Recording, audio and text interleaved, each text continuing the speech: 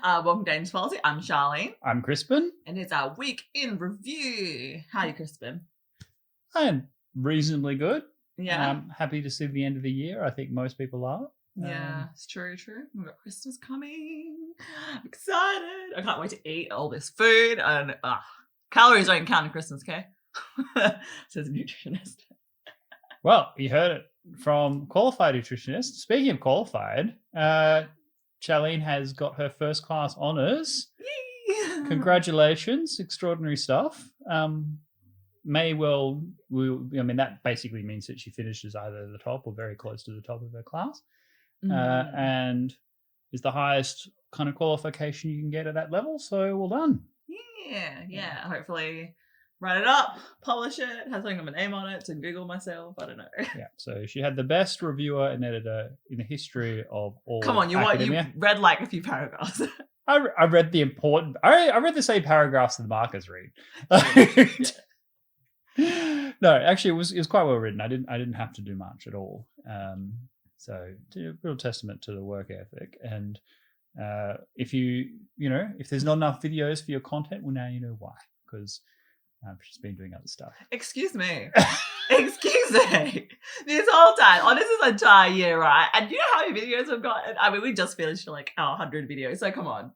We've done very well. Yeah, I thought so. Well. Yeah. But yeah, Christmas coming. Do you have any Christmas traditions? I wouldn't call myself a Christmas Grinch. Like, I like the tradition of Christmas. Yeah. But I am kind of an Olympics every 4 years kind of a guy. So it just comes up so quickly. And it feels, because all the different holidays are sort of spaced throughout the year, it always feels like there's something that you've got to get ready for. So it's great as a tradition, and it's be sort of great speaking to family and hanging out in presents and all of that. But I find it hard to get. I know it's a shameful thing to say on YouTube, and I just don't get myself excited about it. Yeah, fair enough. So it's a productive time though. It's like you get a few days to do all those projects that you wouldn't otherwise do. You can take some time off, so that's good. But yeah, it's just not my jam. What about you? Yeah, I don't know. I think because my family's Chinese, we only celebrate Christmas because we're here.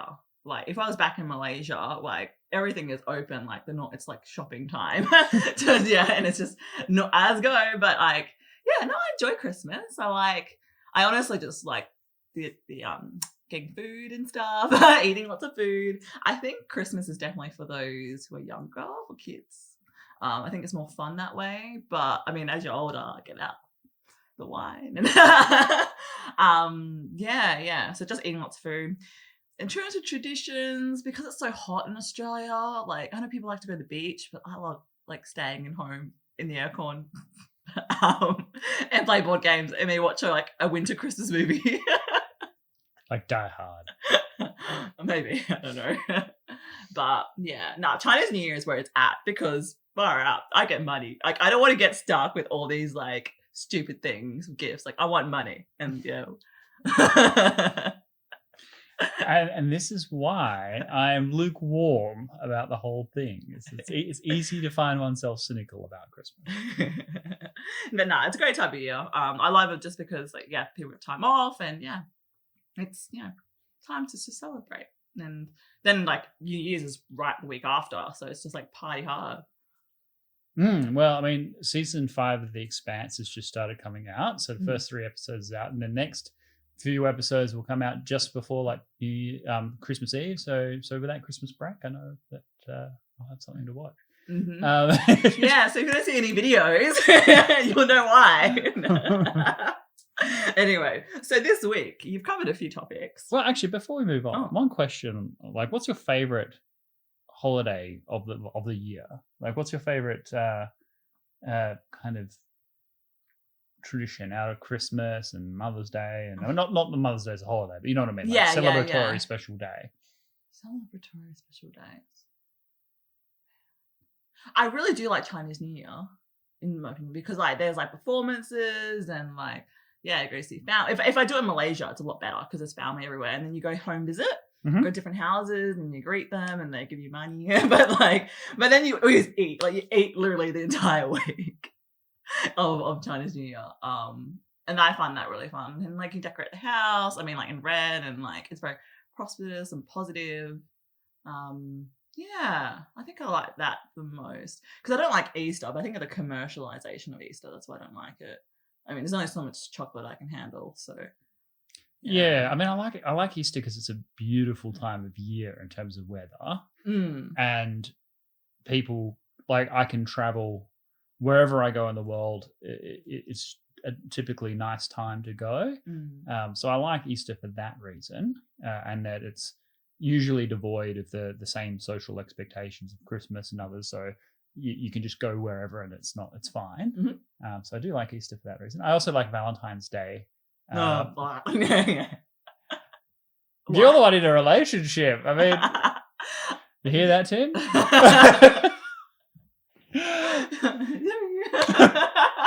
Why are you like Valentine's Day?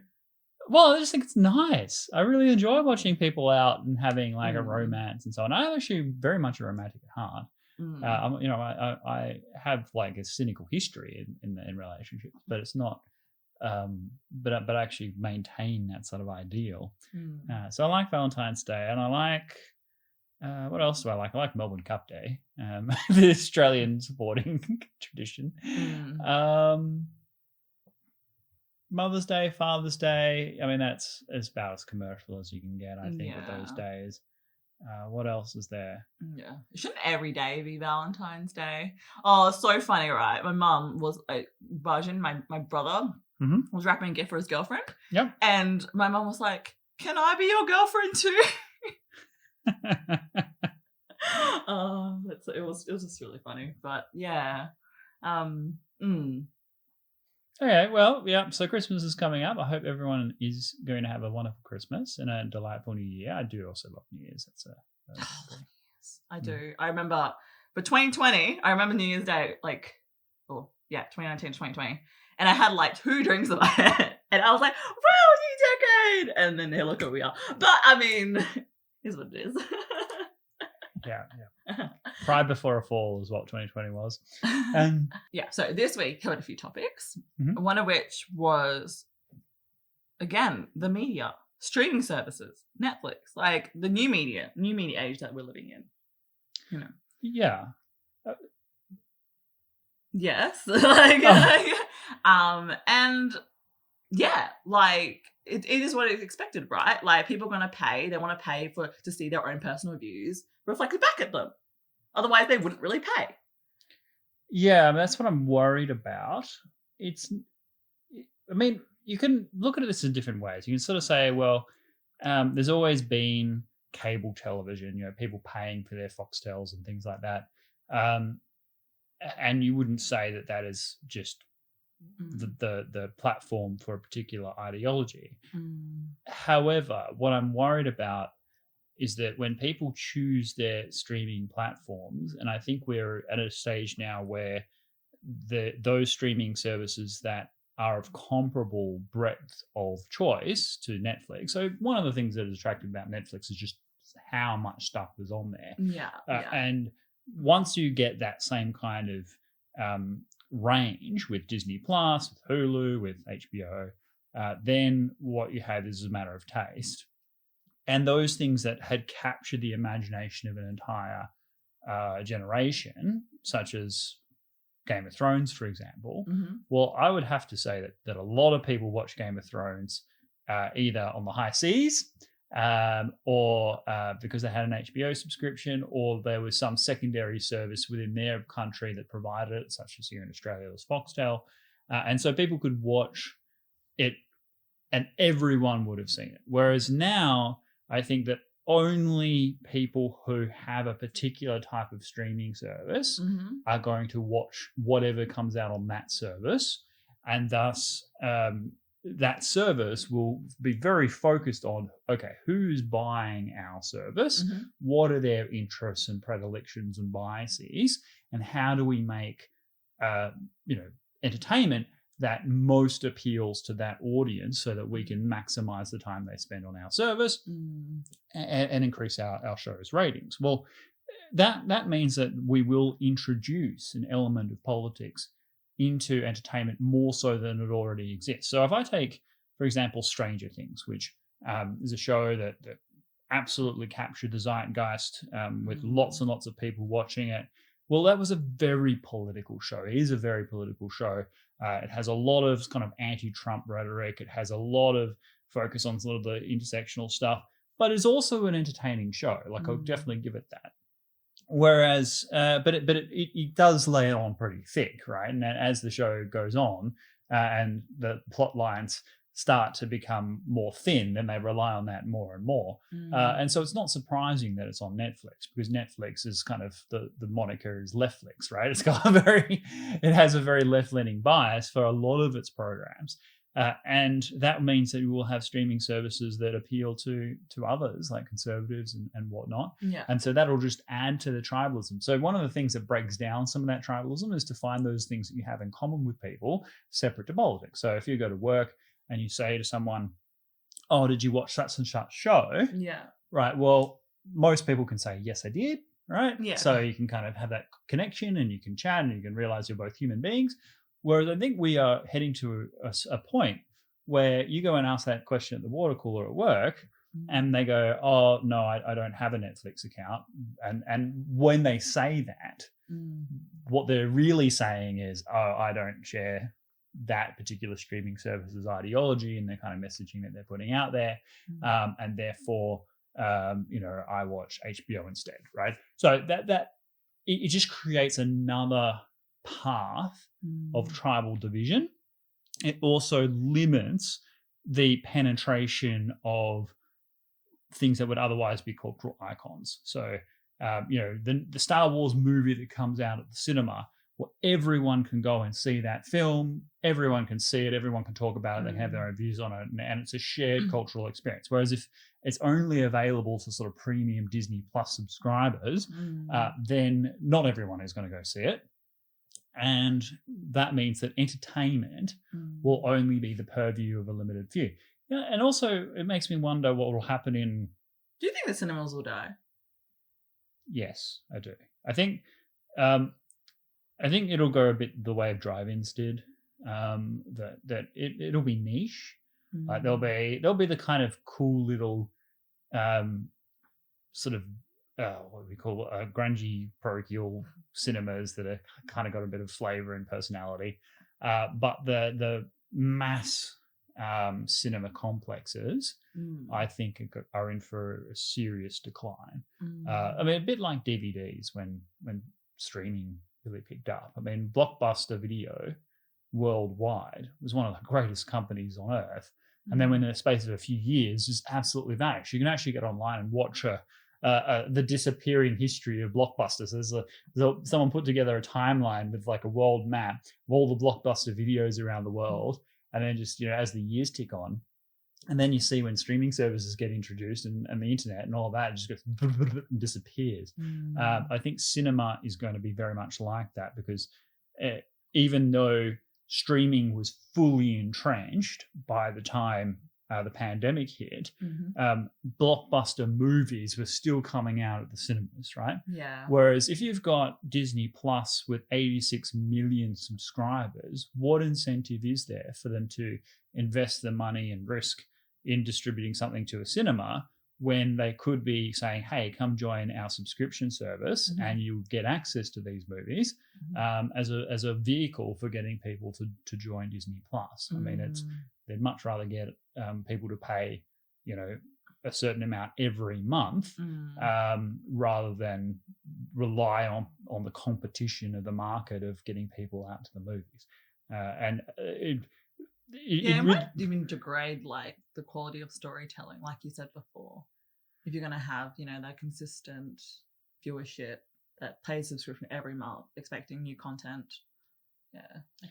I hope it doesn't. The wonderful thing about that point is we're already in an absolute entertainment cultural wasteland coming into the pandemic and before the streaming. Like the Marvel films, completely formulaic, the same kind of story arcs, following the same beats.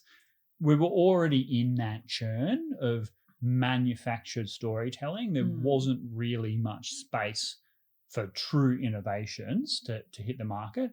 And yet we are seeing some of those in the streaming space. I think The Witcher with Superman was a true innovation. Like it had its problems. It wasn't a perfect series by any means, but it really did take storytelling and push it in a new direction. And it wasn't afraid to have really adult themes and really out there kind of high fantasy. And obviously it had its multiple temporal story arcs of things running at different timelines that actually came together and worked well in the end. Those kinds of things are really experimental and hard to do, but yet they did do it on a streaming service. So it's not, there's mixed evidence there. What I think will happen though is that there will be a degeneration, that people will go, okay, well, these people have watched the last 6 seasons of this kind of show. Therefore, this show's ending, so we need a spin-off that follows the same kind of stuff in order to retain that base, rather than what you get when you have a movie that bursts onto the scene that might create a cult following in itself. I think kind of the Stargate film was really good at that. Really innovative idea, really interesting science fiction film, created a show out of that that was certainly better than the original film. So yeah, I mean, it's hard to say. There are good things about the streaming storytelling as well, that when you watch an episode of a show on television, and it's certainly superior to television, right? Because on television, very few people have the opportunity to watch every single episode. So what most shows are is episodic. They have the same kind of self-contained story arc within the episode, and if you miss an episode, it really doesn't matter. You can watch the episode after that, and almost nothing will have changed. And then even the soap operas where things do change really slowly. Like you can watch an episode Days of Our Lives 10 years later, and you kind of feel like you're just following the same plot, right? And so it's not. Whereas in the streaming services, like I gave examples of Daredevil, I think The Expanse I'm watching right now is a really good example, where every episode will progress the story, but the end of an episode is more just, a punctuation, a pause moment, whereas the actual story arc is over the whole season. And if you can just sit there and binge the whole thing, then you actually get much more story. So I'm definitely not saying that streaming is an inferior experience. And as the internet and all of that has improved to a point where people can have a cinematic experience in their own house. Like, for example, the other day, my friend also watches The Expanse, and he, we didn't have an opportunity for him to come over. So he set up like a viewing party online, which you can do, right? And we all just were sitting there on Discord talking about the episode as we were watching it in real time together at exactly the same time. Without having to do any kind of synchronization at all. It all just did it for us. So the features are there to give people an experience, even when they're in lockdown environments and things like that, where they can still sit as if they're watching it in their own living room together. So there are a lot of good things about streaming. I'm not just knocking for that reason. What I'm worried about is that it becomes yet another expression of identity, where people go, I watch Netflix, and that says something about me as a person, right? As opposed to I watch HBO or I watch Hulu. Like there's an alignment, a tribal alignment that you create, as you do already in your media. So if you're a subscriber to the New York Times, if you tell someone you subscribe to the New York Times, you are definitely saying something about yourself, right? If you say you subscribe to the Wall Street Journal, you're saying something different. And thus, streaming services could become that, egged on by the companies themselves who want to create a differential brand, right? Like you want to say, it's one thing to say, okay, this is what your aftershave says about you, right? Well, this is what your streaming service says about you. So there's a risk there that it's another layer on top of the actual content itself. But we're not 100% there yet, but I can definitely see that emerging, because that's what we're seeing in just about every other form of subscription service, particularly the media. Yeah. just blows my mind, hey, that once upon a time we paid for our ads. Like, people like would pay for a Foxtel, willing to watch ads for all these different channels, which, yeah, it's just, or we buy a newspaper and magazine with ads inside. Yeah. Okay. And also, this week, you talked about China's strategy, grand strategy. Mm. And they're basically, after watching a video, I'm like, are they just after us? They're after Australia, basically showing the world what can happen if you put China in a position, an uncomfortable position. Well, that's exactly what they're trying to do. So they're trying to say, if you criticize the Chinese government, or you not even criticize, if you say things that are against our policy and or things we don't particularly like or approve of, this is what will happen to you. So they're doing this to Australia not because they really want to target Australia necessarily. They're doing it because they want to send a message to the rest of the world. The problem is that it's incredibly counterproductive, and that's not the message that they're going to get. They're not going to get the message that they think they're sending. And what are they hoping to achieve? Like, what are they actually hoping to achieve? They want to increase the pain on Australia to the point where we stop saying things or doing things that they don't like. So they're attacking us because we remain close to the United States, because we've talked about Hong Kong, because we have asked for an international inquiry into the origins of the pandemic. Which is sensible, I feel. Oh, yeah, of course. And they're saying this as a series of personal attacks on them. Now, even if that was the case, which it's not, but if it was, their response comes across as childish.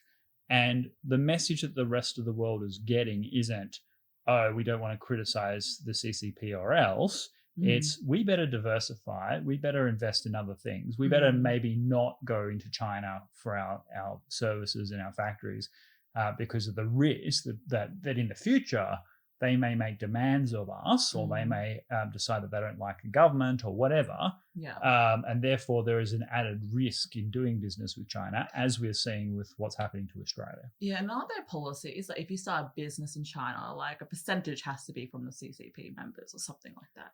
Oh, yeah. So often companies are required to hand over their intellectual property when they move into China. Often various industries require that a certain number of Chinese nationals approved by the Communist Party sit on the board. There's all these stuff that they try and do in order to maintain state control over the private sector. But those are restrictions that the private sector had hitherto lived with as just a choice. Like, they can choose to do that or not. Whereas this is, the companies are suffering not because of the things that the companies themselves have done or not done, but because the CCP is retaliating at a state level against the Australian government. And that's kind of I wouldn't say a new development, but certainly a huge escalation on a pre-existing trend. And it just destroys the argument that China had been running until this point, which is to say, oh, look, China is this benevolent power. We're just trying to develop. We have hundreds of millions of people we're lifting out of poverty. You don't need to worry about us. We're completely focused on domestic challenges. And therefore, we're not interested in this political stuff. We just want to trade. Domination. And yeah, they're not there yet. They're on their way. Yeah. But it's not yet a Sino-centric world order. And they're trying to enforce this prematurely on the rest of the world. And I think it's a grave error, because all it's going to do is force all these other countries to band together. And we're seeing that. We're seeing a counter alignment against China. And that alignment is strengthening. I mean, and Australia is one of those great swing countries that China didn't have to do this to. For example, one of the things that Hugh White likes to say, and I think it's right, is that for Australia, prior to this spat, a good relationship between China and the United States was a dream, right? Australia wanted the United States to be strong in Asia, for China to get along with the United States, so that Australia could continue to trade with China without any trouble forever, right? Yeah. And therefore they wanted the United States and China to get along, and that was the goal. Whereas for Japan, that's the opposite. Like what Hugh White says, this is the quote, very easy to imagine Australia as the Argentina of China's orbit, right? If you imagine the United States as all-powerful country in the Americas, Argentina a long, long way away, the US can exert influence over Argentina, but most of the time the US isn't thinking about Argentina, right? Very hard to imagine Japan as the Canada, right? The Japanese have long-running enmity, and that was another video we talked about, last week. Long-running enmity with the Chinese. Japan is not going to have a happy time in a world where China is the most powerful country in the world. So they don't want the US and China to get along because that's a threat to them. They want China and the US to be at each other's throats so Japan can be a stalwart ally and supported by the United States. But by attacking Australia in the way the Chinese have, what they're doing is they're sending Australia from the fence-sitting group of countries, which is what we were, to the pro-America camp. And that means that we will start having a much deeper defense relationship with Japan and the United States and be more active in Asia, do exactly the things that the Chinese are pushing back against and inviting the very problems that they'd seek to avoid. When we had the submarine sort of situation where the former Prime Minister, Tony Abbott, wanted to give our contract for submarine construction to the Japanese so that we could have interoperable submarines with the Japanese government. Now, for various reasons, that was scuttled when he left office in favor of the French design. And that's a huge victory for China, that this significant military development where Australia would be totally enmeshed in the Japanese industrial complex was ripped apart, right? And instead France, which the Chinese don't care about. Whereas now, I think we're going to be way more open to having those kinds of relations. Why doesn't China care about Europe? Well, Europe is far away. They see Europe as an economic opportunity. They see Europe as a group of people that just pretend to be pro-American but aren't. Or in fact, they don't even pretend that much in the Trump era. And that the other end of the One Belt, One Road initiative. I mean, when China looks at a map, they're not really looking at the oceans. They're looking at this gargantuan landmass of which stretches from Shanghai to Lisbon, right? And if you want to go on someone drew up the longest train ride you can go on. I think it's from like Laos all the way up through China to Vladivostok, across the Trans-Siberian Railway, all the way down to the southern part of Portugal. Okay, so China sees the world in that mass land terms and sees Europe as a part of that. So from the Chinese perspective, Europe is part of its orbit, and at that ocean, that Atlantic Ocean that separates New York from London, is a huge barrier for them. Their goal is to become the global hegemonic land power, so large and so powerful that America is completely isolated up there in the northern oceans. So America's greatest strategic advantage, i.e. being a hugely powerful country with weak countries to its north and south and fish in east and west, gives it an enormous strategic advantage. Like during World War II, the American homeland was the only major combatant completely untouched, right? Because it just was so far away from everything that no one could get to it.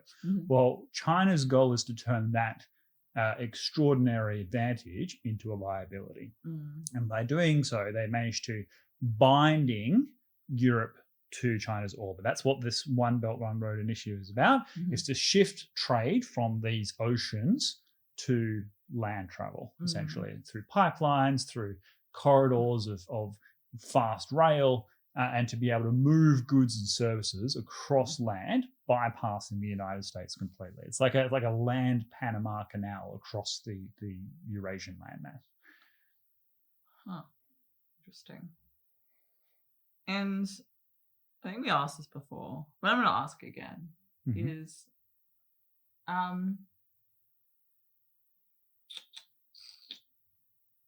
well, I don't know what to say. Okay.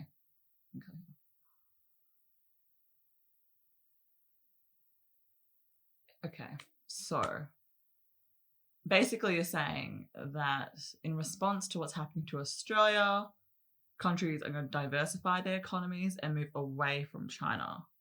But I mean, there were a comment out there saying that China's economy is actually booming now. And Yeah. I don't know, is that just because their population? Is it because their relations with all the other, other countries surrounding? I don't know. Okay, so How does it work? No, it's a good point, right? So at the end of 2020, China will be the only major economy in the world to have grown this year. And people can say, well, look at the dependency on China across Asia. For most Asian countries, China is the number one trading partner, as it is for Australia. Therefore, how can you say that China's grand strategy is failing when during this pandemic era, for most countries, their economic dependency on China has been increasing, not decreasing? Because if China's economy is the one that's growing, then the trade opportunities are often, of course, with China. That's true, and is a countervailing point. But in terms of future strategic direction, if you have a choice to open a factory in China or in Brazil, well, it's a no-brainer, right? You go to Brazil, okay? Because the risk of government intervention and control is such that it's just not worth it. Find somewhere else to go, because the very lesson that China is trying to impose is the lesson that others will learn, which is, look what can happen to you. You can trade with China, but the more dependent you are on China, the more you have to kowtow before the Chinese Communist Party, and therefore it's not free. And the message that I would give to our audience is, you can diversify trade. You can come up with new options and new economic opportunities, and you can change the way your supply chain works, and you can do all those things. It can be inconvenient, but you can get there. If you trade with China and give up your sovereignty, if you say, okay, I can never criticize the Chinese government, no matter what it does, no matter how it threatens my interests in other ways, if it shuts down the free and open trade of the oceans, if it undermines the free and open internet, but I can never say anything about it. Well, if you lose your freedom, if you lose your sovereignty, then that's much harder to diversify, okay? You can diversify trade, you can come up with new economic opportunities, but once you are so dependent on China that you absolutely have to kowtow to everything the Chinese Communist Party wants to do, then you're no longer a free society. And the mistake that the Chinese are making right now, Chinese Communist Party, is that they think Australia's already in that bucket. They think Australia is so dependent on China that they can punish us and that we will eventually back down. Well, I can tell you that Australia is not going to back down. We want to improve relations with China so we can get normalized trade, but we're not going to be, doing groveling apologies before the Chinese Communist Party or undermining our own values as a free, open, democratic, liberal society just because the Chinese Communist Party is unhappy, right? And they're going to realize that very quickly that this economic dependency argument, where we can't offend the Chinese government for fear of the economic cost, is a mirage. Like, we absolutely have a choice, and we're going to make that choice. And the Chinese Communist Party is not going to be happy with the way that choice goes. And it's going to be a clear lesson for the rest of the world, which is why I think China is making such an egregious error, because they actually have the opportunity to be a global hegemon. They have the population, they have the economic growth, they have the historical exceptionalism, they have the narrative of the way in which the world order could operate. And if they just kept with this peaceful rise narrative, they just continued with this humble, we're focusing on, our domestic issues, we're not interested in all of this stuff. Yes, of course, we have human rights things, but we're improving. Like all of this kind of humbleness that they were pretending to have before, they stuck with that another 20 years, then it would be way too late. They would just so much more powerful than the rest of the world, and that they could singularly just dictate the rules of the road. So what do you think the future of China will be? Well, what's predictions? Yeah, so I remember I was sitting down with the Australian Foreign Minister. This is a really interesting discussion. He had just got back from a retreat with the Republicans in the United States, and he had been a big devotee of Henry Kissinger, and it was Henry Kissinger's personal retreat. Mm-hmm. And Henry Kissinger had said that, and this was just as Xi Jinping was being inaugurated as president, right? That in 10 years' time, it's very hard to see how China's leadership would be chosen the same way as it had been, i.e., that China was becoming so complicated, so advanced, so developed that there would have to be some kind of political liberalization at the end of that 10-year period.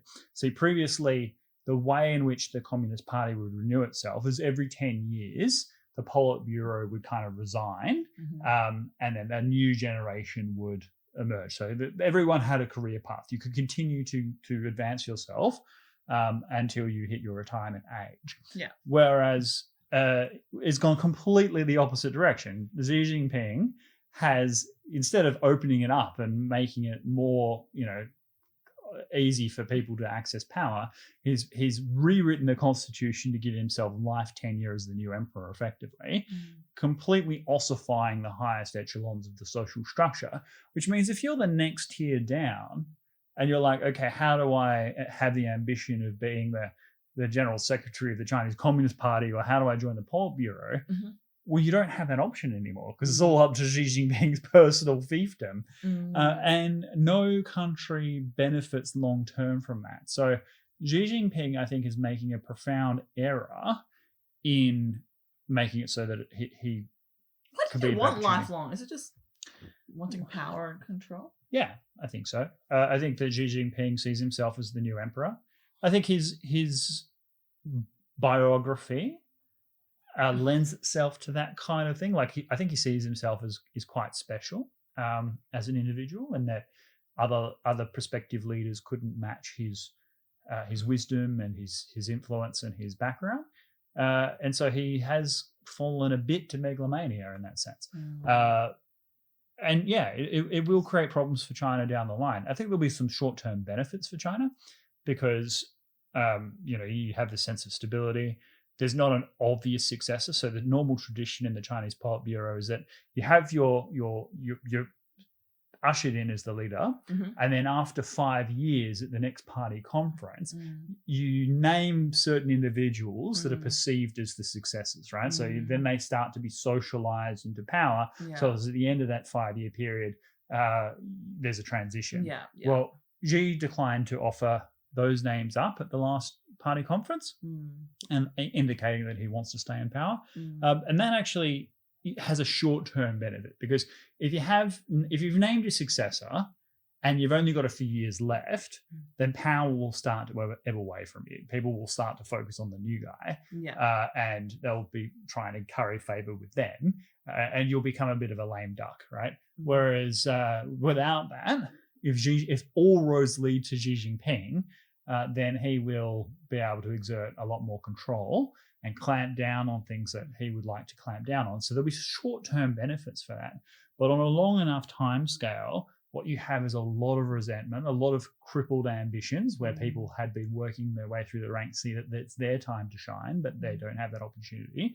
And that you have people who become Xi Jinping's favorites, becoming cronies and corrupt, feeling like they're untouchable, able to exploit the system for their own personal benefit. So corruption just goes absolutely gangbusters. It's like North Korea. I don't know. Yeah, I mean, I think Vladimir Putin is a bit of a role model for Xi Jinping. That he's rewritten the constitution and allows himself to be in power, and he sees himself in that mold. Erdogan of Turkey. What goes through these leaders' minds? I thought when you're a leader, you're meant to, want to be a leader, for the betterment of your community and the people around you. And I don't know, maybe if you have so much power, you become corrupt yourself. I don't know. Well, first of all, there's two things I'd say that. The systems in which you emerge, I mean, you've just got first class honours in the Australian system, right? But imagine you are doing a test where you're not competing with, I don't know how many students there are, 50 other students. imagine you're doing a test where you're competing against 10 million people, right? And you get first place. You're going to feel like you're kind of special, right? And so there's that. There's the sense that if you climb up in a system that is fundamentally corrupt, i.e. the Russian system, which is really, the whole Russian state is an alignment of various special interests, then you feel like you're kind of the only person that can do that. And then also the sheer desire to be a leader requires a certain degree of visceral ambition, right? Like if your goal is to be the leader of a country, then you're not just altruistic. You have to have a certain degree of psychopathic megalomania. Okay, like you have to be able to say, you know who should be the leader? Me, right? This guy. Yeah. Like there needs to be that. Now, you might have very good motivations. Like most politicians are actually good people. Most leaders are actually good people. This is the weird thing that, like, when you, I think the media just makes it. The media makes people look really bad, and they get the clickbaits off the rage baits and stuff. But 99% of the politicians that I've met, people in significant areas of power, are amazingly, fantastically good and capable people who are trying to do the right thing. Yes, they have big egos, but they're also there for good reasons of public service. Yeah. And thus, I mean, I think Xi Jinping, if you're already the leader of a country that's 1.4, 1.5 billion people, has a 4,000 year kind of history ever since the sort of Shah and Zhou dynasties, why wouldn't you be the next emperor? Like, why would you give that up? You'd be like, I think the imperial family should come back. If I was in Xi Jinping's shoes, I'd find it very difficult to resist that temptation. It'd be only Marcus Aurelius or someone like that would be able to do it. Yeah, true. Maybe, I don't know. I feel like when they always say that, like, if you're on your deathbed, you're actually reflecting on what you've achieved in your life and what matters. But I don't know. Well, we'll see. We'll see what happens watch this space. We'll see what happens. I'm sure, interesting things going to come out of this, especially we got a vaccine in 2021. So, anything can happen. All right. Another thing you talked about, oh my goodness, white culture. That's never going to die. That will continue with 2021. And following on the discussion about tearing down statues, we're now renaming schools, of really significant leaders, that got rid of slavery. It did shock me, but didn't at the same time.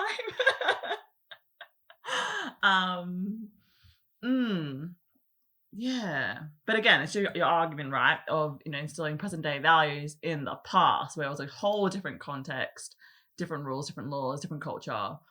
And more than that, even today we shouldn't be doing that so much, right? So, for example, let's say you are an artist who creates an amazing piece of music. Let's go with Beethoven, right? Well, do you invalidate his artistic contribution because he was kind of a jerk, right? Because Beethoven was, like, he had a nephew that shot himself in the head just to get away from him, right? Like, this guy was overbearing in the extreme. His nephew survived, by the way. Interesting story. They also said all artists are insane, right? All good artists are insane. Well, there has, like, if you're at the end of the bell curve, that you're there for a reason. But in Beethoven's case, terribly difficult personality, right? Incredible artistic genius. And would you say that because he manipulated the law to get custody of someone who wasn't entitled to and did various other nasty things, that we shouldn't listen to Beethoven's music? I mean, you could say that. I think you're crazy, and I'm just going to put on the headphones and listen. Like, that's your view. I mean, there's this wonderful meme from Fresh Prince of Bel-Air about canceling Joe Rogan. Like, oh, we're going to cancel Joe Rogan, and the meme's like, oh, we, you mean you know. So woke culture, even. Yes, you absolutely shouldn't judge historical figures based on current values, but you should also not reduce current people to a singular characteristic. People are more than just whatever it is that they believe that you most dislike. Okay, like if you think that if J.K. Rowling believes that that biological sex is a thing, which is something I also happen to believe, right? But let's say you're totally against all of that and you think that it's a spectrum and that there's all gender identity and all of that. Well, J.K. Rowling is more than just that view. She's someone that has given up hundreds of millions of pounds to women's shelters, to homeless, to various charities to get people through austerity, to get people through the pandemic, and not to mention her extraordinary literary contribution to the world. We saw that with my role in which I quit, because there was a company that is there for the public, hundreds of millions of dollars a year, public institution, where an organization came to us and said, we want to distribute food to the dispossessed, the homeless and poor. We want a freezer truck to allow us to do that. And they were rejected because the board didn't like their views on same-sex marriage, totally illegally and totally immorally. What they did in that case is they took an individual, they ignored what that individual was trying to do, and reduced their judgment of that person to a single belief. To a single belief. We're seeing that also in another case where there's a couple, perfectly good couple in every other way. They've been barred from adoption because they are Christians and they're against homosexuality, and because they don't believe in homosexuality as a positive life choice. They're barred from adopting children. Right now, that's it seems bizarre, right? Like, lots of people have that belief, and you have to look at that in the panoply of one's total personality, right? Like, okay, if that child turns out to be gay, right, are they going to be disowned? Are they going to be, you can look at those things, right? But if the parents provide assurance that we just happen to be religious people, and if they turn out to be gay, we won't approve, but we're not going to, throw them on the street or whatever. Well, that's kind of aligns with millions of other people, right? Like, it's not necessarily the majority view, it's not my view, but it's... what's wrong with people having different beliefs? Like, what is wrong with living with someone with a different belief and worldview to yours? Like, well, people obviously feel threatened because they're like, well, again, it's dangerous to have a different belief to mine, so I'm going to treat you lesser than human. We have created a society now where human value is determined by opinion and not by action. So we have... And beliefs change over time, right? Right now it's trendy to be, part of this. Maybe, I don't know. I'm kind of thinking, right, this whole woke culture, whether it's like the very few that are very loud or, I used to think that. Majority. Yeah, I mean, so there's some good news. I think people are pushing back now. People are becoming more courageous about this sort of stuff. When it first started happening, kind of 2012, 13, I think when it became popular, there was a lot of dismissiveness as it being a bit silly and cynical. So you see this sort of stuff happening with Disney and whatnot. You would say, oh, well, they're just pandering to people and they're just trying to get money. No one really took it that seriously. And then when it started happening all over the universities, and we had all those people being cancelled from shows and all these safe spaces and people not being able to give their talks, people were like, well, yeah, but that's university, and university's always been a crazy place, and these people will grow out of it. And then it started happening with like the New York Times and venerable institutions like that. And what we saw was that these people would leave university and they would carry these beliefs and think that they actually were creating they were evangelists for the social mission. And they are taking this to our main institutions. And we are starting to push back on it. But yes, we have an entire generation that are social iconoclasts. And they don't think there's anything good about our culture. And that all of the people that we venerate are basically racists and bigots and people who didn't do anything for anybody. And the only way to interpret the world is through a series of intersectional power oppressions between different racial and ethnic and gender groups. And that is not only is it wrong, but it is incredibly end of empire stuff where you no longer believe in the ideals of your own culture and society and norms. And you just want to tear it all down. So it's something that if I was in China, I'd be desperate not to interrupt, right? Like one of China's mistakes is that they don't realize how much danger the West is in itself and what we're doing to ourselves. And as Napoleon once said, never interrupt your enemy making a mistake. Okay, so another problem that China is doing is by unifying the rest of us and by comparing, like it's marginalizing woke culture in a sense, because when people in the West are kind of going, well, look how racist and bigoted and whatnot you are, you go, well, all right, how many women are there in the Politburo?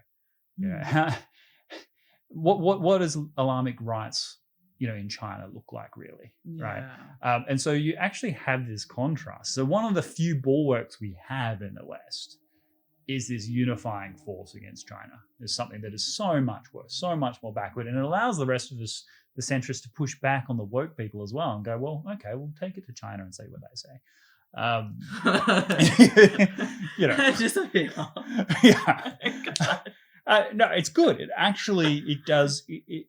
We are blessed in that sense to have China as such an obvious autocratic adversary, because it works on both fronts. It allows us to unify behind our own culture, because we can see the superiority of Western liberal enlightened tradition, and also allows us to throw those woke idiots under the bus by saying, well, hey, go to Saudi Arabia, go to China, go to these places and promote your ideas, and see how it goes, right?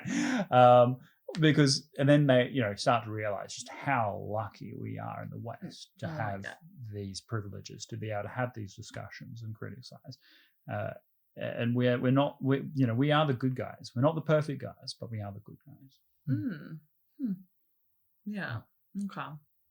Nice. All right. I kind of want to finish on final thoughts. No, we discussed earlier, but like, you asked me this question. I don't have an answer for it, but you say you have an answer for it. Is if you could be arrested, given how we have free speech, if you could be arrested for anything in the world, what would it be and why? Okay, well, I do have an answer for this. So in a previous job, my boss was having trouble importing some medications. And it was just because of, like, he had some sort of allergies or something, and he's like, oh, it's on the restricted substances list. Can you find out? I mean, it wasn't really work related, but he's like, can you find out for me why it's on there and how to import this stuff? Yeah. Anyway, in the context of doing that, I read the entire list, and there are some fantastic things on there. So what I would like to be arrested for is the importation of illegal drugs, gene splicing technologies. I want to be arrested for biological experimentation, right? Like that's like you've been illegally like experimenting and modifying the genes of bacteria. I'm like, yes, I have. Right, that would be the greatest thing to have on my criminal record. So I really want to do this. And I will see what the appropriate penalties and stuff are to see whether it's actually worth it. But yeah, I would love to be like, oh, do you have a criminal record? I'd be, yes, I do. I'm like, okay, what did you do? I'm like, well, I was doing illegal genetic experimentation. Like that would just be, that'd be so cool. Okay. Yeah, you're making a podcast with a completely normal person. Oh yeah, no, I knew that from the get-go. So but like genetic, as in like, so I thought it was drugs. Like CRISPR. No, so I mean, I'll do a video on this as well. But basically one of the frontiers of research. There's various frontiers of research. One is AI technologies. The other is space technologies. The other is stem cells and things like that. But another one is genetic modification, right? Like you can create new organisms by splicing genes out of A and B and putting them together and seeing what you get. And in fact, it's basically at the stage where people can do it in their garage, right? There's all these technologies that they're competitions with teenagers to be like, who can create the coolest new organism, right? It's actually it's a thing. And so, but there are certain technologies, certain parts of that are restricted, right? Things that might allow, for example, playing with human embryos and that sort of stuff. So I would love to be able to be arrested for illegally importing restricted gene splicing technologies. Okay. Yeah, not my forte, but I mean, it is something to be arrested for. It's always going to be a story. Like, it's like that bit from Futurama. It's like, Bender, can you read this one again? And it's like, okay. Bender's arrest record by the police. Like that's I just want it to be good. I want to be cool in that sense. I mean, I'm not Daredevil, but if I could be arrested, maybe like hijacking a plane or something. Hijacking a plane? Or just like hacking Google. I don't know. Hacking Google. Oh, that'd be kind of cool. Just I'll tip my hat to that. If you got arrested for hacking Google, like they better hire me. Well, like that guy that hacked into Twitter and hacked into like Barack Obama and all that. I mean, he went about in a dump. Like he was like, I want Bitcoin. Like what a lame. I mean, he was 17, so teenager, but still, how good was that though to hack Twitter? It was amazing. I mean, but someone should have put him aside. Like, look, if you're gonna do this, like, make it amazing. Make it. Yeah. But no, he was like, no, everyone send Bitcoin to Barack Obama because that's what he needs. So, but unfortunate in that respect, but still a great achievement, and hats off to him. Not that we're praising criminal activity here on YouTube. No. Obviously, you should obey the law in your own jurisdiction. But if you were going to be arrested for something, let me know down below what you think would be the coolest thing. Being arrested for hacking Google, definitely up there. And I think that's a good. Yeah, it's a good time to end it. That's all the time we got for today. Any comments, any questions, leave them down below. If you haven't already, like and subscribe. We're trying to grow the channel. 2020 has been an amazing. Well, we started this in 2020, so it's been an amazing year. In like how many months has it been? 6 months. 6 months. Yeah. And it's so great to see the community grow. So thanks all. Have a safe Christmas. Hope this is before Christmas, but yeah. Yeah, should come out before Christmas. Yeah. All right. Catch up. Thank you. See ya.